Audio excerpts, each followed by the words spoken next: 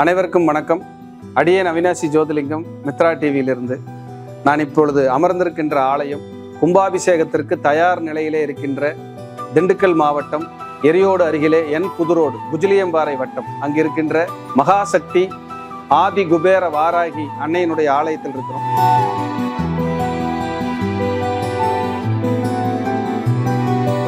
கும்பாபிஷேகத்துக்கு ஆலயம் தயார் நிலையில் இருக்கு. பிராபவ வருடம் ஆவணி மாதம் 31ஆம் தேதி 17/9/2026 வியாழக்கிழமை குருவாரத்திலே காலை 10:45 மணி முதல் காலை 11:10 மணிக்குள் ஆலயத்தினுடைய மிக பிரம்மாண்டமான கும்பாபிஷேக விழா நடைபெற இருக்கிறது.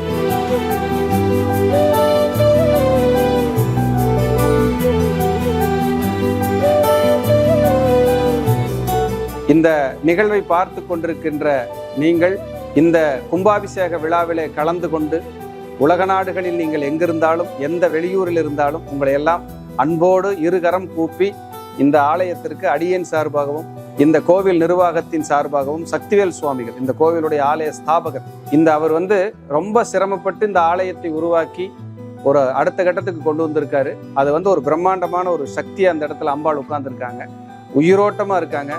இங்கே யாரெல்லாம் வழிபடுறீங்களோ அவங்களுக்கெல்லாம் நிச்சயமா உங்களுடைய எல்லா நெருக்கடிகளும் தீர்ந்து சுபிட்சம் கிடைக்குங்கிறதுல எந்த மாற்று கருத்துக்கு இடமே கிடையாது.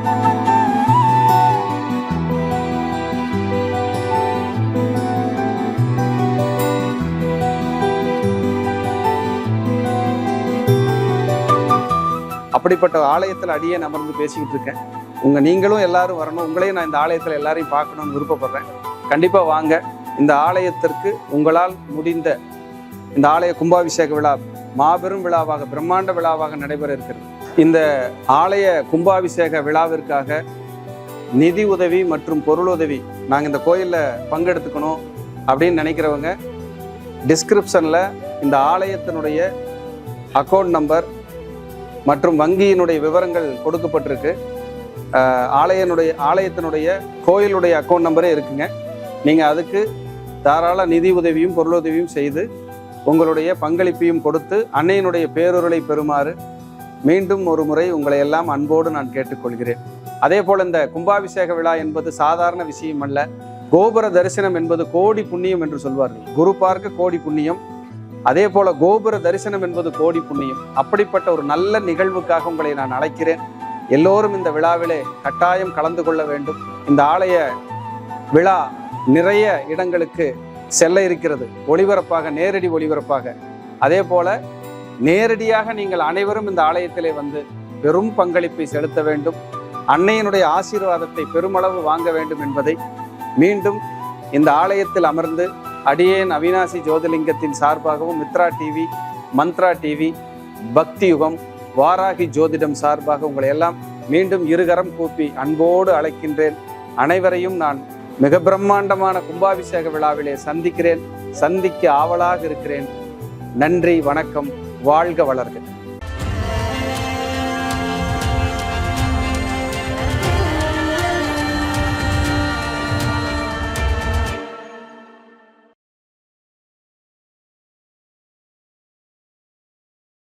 ஐயா வணக்கம். ஐயா மணி சார் வணக்கம். வணக்கம், எப்படி இருக்கீங்க? நலமா இருக்கேன், நீங்க நல்லா இருக்கீங்க? நல்லா இருக்கு. எப்பவுமே நல்லா இருப்பீங்க. கண்டிப்பா, வாழ்த்துக்கள்.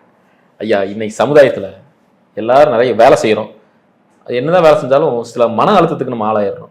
ஆஃபீஸ்ல இப்படி சொல்லிட்டாங்க, இந்த மாதிரி நிகழ்வு நடந்துருச்சு, வீட்லயே இந்த மாதிரி பிரச்சனை நடந்துருச்சு. அதிகமா இன்னைக்கு ஹாஸ்பிட்டல்ஸ்ல இந்த டிப்ரெஷன் அப்படின்னு சொல்லி நிறைய பேர் டேப்லெட் சாப்பிட்ற சூழ்நிலை உருவாயிட்டாங்க. ஐடியில் வேலை செய்யறவங்க சரி, நைட் ஷிஃப்ட் போறாங்க, அதனால ரொம்ப டிப்ரெஸ் ஆகுது, தூக்கம் இல்லை, இந்த மாதிரி விஷயங்கள்லாம் இருக்கு. சமீபமாக இப்போ நிறைய நம்ம ஆராய்ச்சி நீங்கள் நிறைய பண்ணிக்கிட்டு இருக்கிறீங்க. கண்டிப்பாக இதை சார்ந்து ஏதாவது இப்போ சமீபமாக பண்ணியிருக்கீங்களா ஐயா? நிச்சயமாக சூப்பராக பண்ணி வச்சுருக்குறோம். அதுக்கான ஆலயங்கள்லாம் சொல்லியிருக்கிறோம், எடுத்து வச்சாச்சு. சூப்பர், மக்களுக்கு சூப்பராக கொடுத்துருவோம். கண்டிப்பாக பார்த்துருவோம். மனசு ஒரு பெரிய மாய சக்தி. மனசுக்கு மட்டும் பலம் இல்லைன்னா ஒரு மனுஷன் வாழ்கிறதுங்கிறது கஷ்டம். மனசு சரியில்லை, மைண்டு டிப்ரெஷனாக இருக்குது, எனக்கு தூக்கமே வரமாட்டேங்குது, ஏதோ ஒரு கவலை, யாரும் என்னை புரிஞ்சிக்கல, நான் நல்லது தான் செய்கிறேன், எல்லாரும் என்னை தப்பாக நினைக்கிறாங்க, கெட்டதாக நினைக்கிறாங்க, என் ஒய்ஃபு இல்லை என் கணவர், என் குழந்தைங்க, உறவுகள், நண்பர்கள் என்னை புரிஞ்சுக்காம மன அழுத்தத்துக்கு ஆளாக்குறாங்க. வேலை செய்கிற இடத்துல கடுமையான மன அழுத்தத்துக்கு நான் ஆளாகிறேன். இரவு நேர வேலை பார்க்குறேன், ட்ராவல் பண்ணுறேன், அலைஞ்சு திரிஞ்சு சம்பாதிக்கிறேன், ஃபேமிலிக்காக தான் ஓடிட்டு இருக்கிறேன். ஆனால் வீட்லேயே தனியாக இருக்கிறேன், ஹவுஸ் ஒய்ஃபாக இருக்கேன். ஆனால் மன அழுத்தம் நிறைய மனம் அப்படிங்கிற ஒரு விஷயத்தினால நான் பாதிக்கப்பட்டு என்னோட அடுத்த நகர்வுகளை நான் முழுமையாக எடுத்து வைக்க முடியாமல் நான் ரொம்ப கஷ்டப்படுறேன். இதுக்கு ஏதாவது தீர்வு இருந்தால் சொல்லுங்கன்னு டெய்லி 10 ஜாதகம் பார்த்தா 5 பேராவது அதை கேட்டுட்டு போகிறாங்க. அப்போது மனம் என்னும் பெரிய மந்திர சக்திக்கு நம்ம ஒரு உயிர் கொடுக்கணும். அப்படி உயிர் கொடுக்கறதுக்கு நிறைய விதிகள் இருக்குது, விஷயங்கள் இருக்குது, ஆலயங்கள் இருக்குது. நான் ஏற்கனவே இந்த மனநோய் சரியாகிறதுக்கு, மனம் சம்பந்தமான விஷயங்கள் சரியாகிறதுக்கு சில ஆலயங்களை எல்லாம் சொல்லியிருக்கிறேன். அதில் திருக்கோடிக்காவல், திருநீலக்குடி, மனோகியநாதர், திருமுருகன் பூண்டி, சோட்டானிக்கரை பகவதி, இந்த ஆலயங்களை எல்லாம் நம்ம பரிந்துரை பண்ணி கிட்டத்தட்ட பல ஆயிரம் பேர் அந்த மனம் சார்ந்த விஷயத்திலிருந்து மீண்டு ஒரு தெளிவு கிடைச்சு நான் இன்னைக்கு கொஞ்சம் டிப்ரெஷன்லேருந்து வெளியில் நல்லா இருக்கிறேன் அப்படிங்கிற ஒரு வார்த்தையை சொல்லியிருக்காங்க. இப்படியே என்னோட ஆராய்ச்சிகள் தொடர்ந்து ஒவ்வொன்றையும் பண்ணிக்கிட்டே இருக்கிறேங்க. கிட்டத்தட்ட எனக்கு தூக்கமே டெய்லி ஒரு 5-6 மணி நேரம் தான் நான் தூங்குறேன். கண்டிப்பாக எனக்கு இதுக்கு தான் நான் செலவிடுறேன். ஏதாவது ஒன்று மக்களுக்கு இந்த பிறவியில், இந்த பூமியில் கொடுத்துட்டு போயிடுறேன். நம்ம டெய்லி ஏதாவது பேசிக்கிட்டே இருக்கிறோம். ஆமாம் நம்மளும் பேசும்போது இந்த நிறைய சொல்கிறான், நீங்களும் கேட்குறீங்க. கண்டிப்பாக ஐயா எனக்கு மனம் சார்ந்த விஷயங்கள் நிறைய இருக்கிறதுனால எனக்கு என்ன பண்ணுறதுன்னு தான் எனக்கு கால்ஸே வருது நிறையா. அதுக்கு ஜோதிலிங்கம் சார் கிட்ட நாங்கள் பார்க்கணும் அப்படின்னு உங்களுக்கு ஜம்பிங் கால்ஸ் நிறைய வருது. அப்படிதான் இப்போ போயிட்டு இருக்கு. அப்போ மனம் அப்படிங்கிற விஷயம் அப்படிங்கிறது என்னன்னா, நம்ம நமக்கு நடக்கக்கூடாது நடந்துருமோ, நமக்கு நடக்கக்கூடாது நடந்துருமோன்னு ஒரு பயம், நடக்க வேண்டியது நடக்காம போயிருமோன்னு ஒரு பயம்.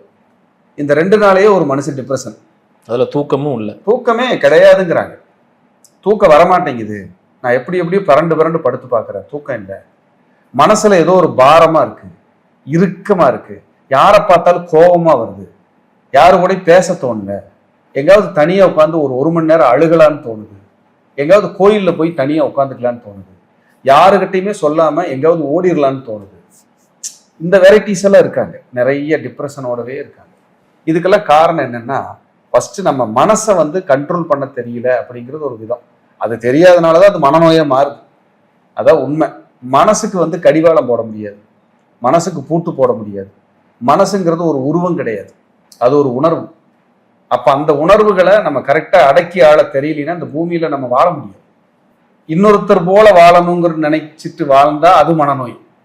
இவன்லாம் நல்லா இருக்கானே, எனக்கு எதுவும் நடக்கலையேன்னு நினைச்சாலும் மனநோய். என் வாழ்க்கை மட்டும் இப்படி கீழேயே போயிட்டு இருக்குது, எல்லாரும் நல்லா இருக்காங்களே, நான் மட்டும் இப்படி இருக்கேன்னு நினைச்சாலும் மனநோய். உங்களை யாரும் புரிஞ்சுக்கல, உங்களை திட்டிக்கிட்டே இருக்காங்க, உங்களை ஏதாவது குறை சொல்லிக்கிட்டே இருக்காங்கன்னாலும் அங்க மனநோய். இப்படிப்பட்ட மனநோயை தீர்ப்பதற்கு ஒரு அருமையான ஒரு ஆலயத்தை சமீபமா ஒரு ஆராய்ச்சி பண்ணி நான் எடுத்தேன். முதல்ல என்னுடைய குழு, நாங்க ஒரு 4-5 பேர் நண்பர்கள் இருக்கோம், அவங்களோட போய் உட்கார்ந்துட்டு, நான் இதெல்லாம் எதுவும் சொல்லலை, கண்டிப்பா வாங்க போவோம், ஒரு 2 முறை போவோம் அப்படின்னு ஒரு ஒரு ஒரு கிட்டத்தட்ட ஒரு 10 நபர்கள் எல்லாத்தையும் வர வச்சு, ஃபோன் பண்ணி வர வச்சு அந்த ஆலயத்துக்கு போய் குறிப்பிட்ட அந்த பூஜை அட்டன் பண்ணி வெளியில அந்த 10 பேருமே எனக்கு சொன்ன வார்த்தை, அந்த 10 பேருமே வெளியில அந்த பூஜை முடிஞ்சு வெளியில உட்காரும்போது சொன்ன வார்த்தை, மனசுல ஒரு கடுகளவு கூட குழப்பமோ நெகட்டிவோ எனக்கு இல்லை சார். அந்த 10 பேர் ஸ்டேட்மெண்ட் கொடுத்துருக்காங்க. அப்பதான் அங்கிருந்து ஆரம்பிச்சேன். ஓ, இது எல்லா ஆலயத்தை விட மனநோயை தீர்க்கிற ஒரு அற்புதமான சக்தி இந்த இடத்துல இருக்கு, மனசை சரி பண்ணக்கூடிய ஒரு ஆற்றல் இங்க இருக்கு அப்படிங்கிறத அங்கதான் நம்ம கண்டுபிடிச்சோம், அங்கதான் தெரிஞ்சுக்கிட்டோம். அப்ப இந்த இடத்த நம்ம விட்டுறக்கூடாது. 2 முறை நான் தொடர்ந்து போய் பார்த்தேன். அங்க பூஜை அட்டன் பண்ற அந்த காலத்திலிருந்து அடுத்த 2 நாள் வரைக்கும் உங்களோட மனசுல நெகட்டிவ் தாட்ஸ்னு ஒரு புள்ளி கூட வராது. இது சவாலாவே சொல்றேன், எழுதி கொடுக்குறேன். ஒரு புள்ளி கூட அந்த நெகட்டிவ் தாட்ஸோ மனநோயோ மன அழுத்தமோ இருக்காது. டிப்ரெஷன் வேறு இருக்கப்படுகிறது, மனநோய் காணாம போயிடுது. அப்படி போயிட்டு நீ அடுத்தடுத்து வர்ற காலங்கள்ல உங்களை நீங்க உணர்ந்துட்டு கர்மாவை நீங்க அனுசரிச்சு வாழ பழகிட்டு நம்மளோட லைஃப் இதுதான் சொல்லி மனநோயிலிருந்து வெளியில உங்க பாதையை நீங்களே தேர்ந்தெடுத்து ரிலாக்ஸா போறக்கான அத்தனை சக்திகளையும் வாரி கொடுக்கிற ஒரு ஆலயம் இருக்கு. அவர்தான் திருவாரூரிலே, திருவாரூரின் நகர் மையத்திலே, திருவாரூர் தேரழகனாக, திருவாரூர் தேருக்கே அழகனாக, ஊருக்கே அழகனாக, தியாகத்தின் அரசனாக அமர்ந்து அருள்பாலித்துக் கொண்டிருக்கின்ற தியாகராஜர், திருவாரூர் தியாகராஜர், தியாகேசர், ஆரூரா தியாகேசா அப்படின்னு நீங்க உச்சரிச்சு பிரார்த்தனை பண்ணிட்டு வரும்போது உங்கள் மனநோய் வேறெடுக்கப்படுகிறது. உங்கள் மனநோய் வேறெடுக்கப்படுகிறது. இது உறுதியா உறுதியிட்டு நான் சொல்லுவேன். அப்படிப்பட்ட ஒரு சக்தி அந்த இடத்துல கிடைக்கும். நான் உணர்ந்ததை சொல்றேன். அப்படி இந்த மனசு வந்து பூமாரி ஆகிறத நீங்க கண்டிப்பா பார்க்கலாம். அந்த திருவாரூர் ஆரூரா தியாகேசான், நான் அந்த சாயரட்சை பூஜை ஈவினிங் 5:30 மணிக்கு ஆரம்பிக்கிறாங்க, 7 மணி வரைக்கும் நடக்குது. அந்த 1.5 மணி நேரமும் 33 கோடி தேவர்களும் அந்த சாயரட்சை பூஜைக்கு வர்றதா ஐதீகம்.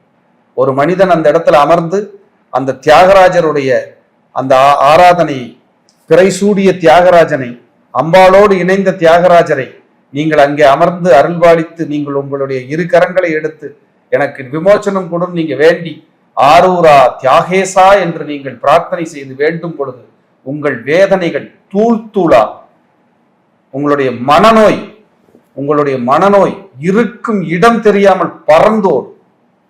உங்கள் கர்மா ஒரு வெள்ளத்தை எடுத்து தண்ணியில போட்டா, ஒரு சர்க்கரை எடுத்து தண்ணியில போட்டா எப்படி கரையுதோ அந்த மாதிரி உங்க கர்மா கரையிறத நீங்க உணர்ந்துதான் வெளிவருவீங்க. இது சத்தியம். இதுல ஒரு துளி மாற்றுக்கிறதுக்கு இடமே கிடையாது. மக்கள் நிறைய பேர் கஷ்டப்படுறாங்க மனசம்பந்தமா. நீங்க சத்தியமாக போயிட்டு வாங்க. இந்த வார்த்தையை நான் எப்பவுமே யூஸ் பண்ணதில்லை நம்மளுடைய சேனல்ல.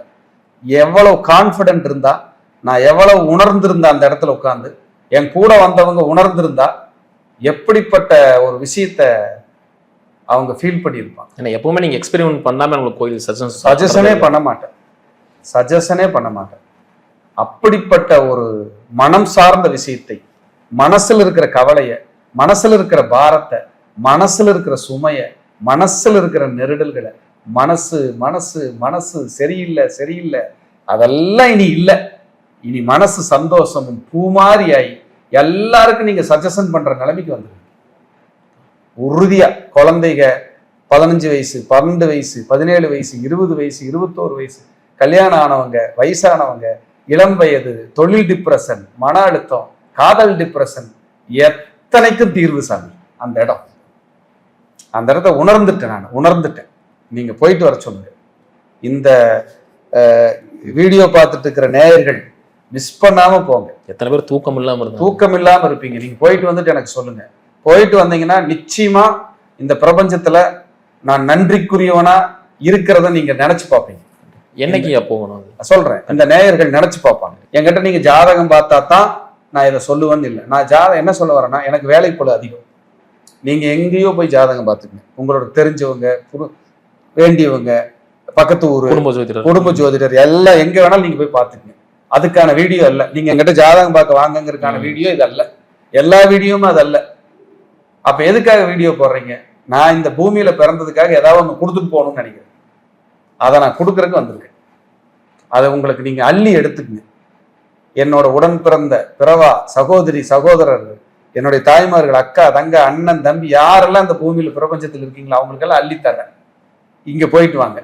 நீங்க எல்லாம் மனநோய் இல்லாம மனசு சரியில்லாம வாழ்ற வாழ்க்கையில இருந்து முதல்ல வெளியில வாங்க. வெளியில வந்து என் அப்பன், அதாவது என் உயிரோடு கலந்த ஆரூரா தியாகேசர் அங்க வீட்டு இருக்காரு. அவரை போய் சரணாகதி அடைஞ்சிட்டு வாங்க. சாதாரண இடம் கிடையாது. ரொம்ப ரொம்ப அருமையா இருக்கும். அங்க தியாகராஜர் கோயில்ல 5:30 மணிக்கு நடக்கிற சாயரட்சியில நீங்க கலந்துக்கிட்டு உட்காரணும். அந்த முழு சாயரட்சியை நீங்க ஆத்மார்த்தமா பார்க்கணும். அங்க உட்கார்ந்து கண்கள் மூடி அந்த பூஜையை பார்த்துட்டே ஃப்ரீயா இருக்கிற நேரத்துல கண்கள் மூடி உட்கார்ந்து ஆரூரா தியாகேசா நமச்சிவாய், ஆரூரா தியாகேசா நமச்சிவாய், ஆரூரா தியாகேசா நமச்சிவாய் இப்படி சொல்லிக்கிட்டே இருக்கு. அங்கிருந்து ஒரு போட்டோ பக்கத்துல கோயிலுக்குள்ளேயே விற்கிறாங்க. அவர் ஆரூர் தியாகராஜருடைய வாங்கிட்டு வந்து போட்டோ வாங்கிட்டு வந்து வீட்டுல நெய் விளக்கு டெய்லி 6 மணிக்கு ஏற்றுங்க. நித்திய பிரதோஷம், டெய்லி பிரதோஷம். 33 கோடி தேவர்களும் அந்த பிரதோஷத்துக்கு அட்டன் பண்ணணும். டெய்லி வரணும் அந்த சாயரட்சை பூஜைக்கு. எவ்வளவு பவர்ஃபுல்லா இருக்காரு பாருங்க. நவக்கிரகங்களுக்கு அந்த இடத்துல கெடுதல் செய்யற அதிகாரம் இல்லை. ஒரே நேர்கோட்டில் கைகட்டி நின்றுட்டு இருப்பாங்க தியாகராஜருக்கு முன்னாடி. நீ பக்தல், என்னோட பக்தர்கள் யார் வந்தாலும் நீ அவங்கள டச் பண்ணக்கூடாதுங்கிறார். எப்படிப்பட்ட ஆலயம் பாருங்க சார். மனசு வந்து சார் உண்மையிலேயே சார், நான் வந்து ஒரு 2 மணி நேரம் சார் பிறந்த குழந்தை மாதிரி இருந்தேன் சார். பிறந்த குழந்தை மாதிரி, இது சத்தியம் சார். ஒரு ஆனந்தம் இருக்கு, ஒரு ஆனந்தம் சார்.